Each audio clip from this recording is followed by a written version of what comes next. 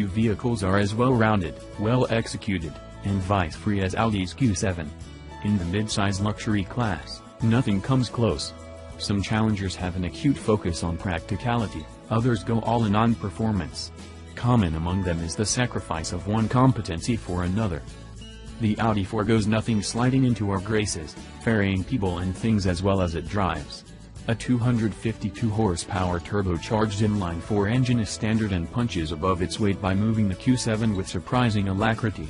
The available 333 horsepower supercharged 3.0-liter V6 effortlessly punts the Audi to 60 miles per hour in about 6 seconds flat, near the top of the class, and comes with an increased towing capacity of 7,700 pounds, up from 4,400 with the 2.0T.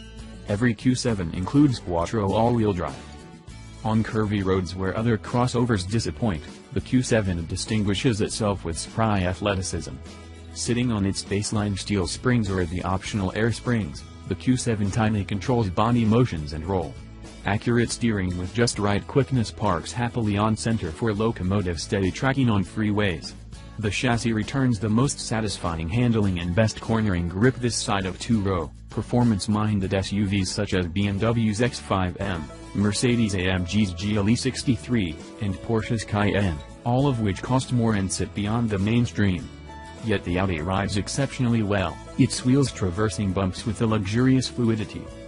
Wrapped around this excellent hardware is a stout body stamped into a well-tailored, modern shape. Volvo's square-bodied XC90 holds slightly more cargo. Second and third row seats folded, the Volvo can accommodate 27 carry-on size suitcases against the Audi's 25, but otherwise the Q7's versatility sits at the front of the midsize pack. Second row accommodations are top-notch, and those seats fold and flip forward to open relatively wide pathways to the third row.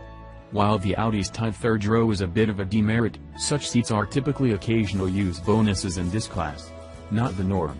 Those planning to frequently haul 7 or more people should consider either a full-size SUV or a minivan.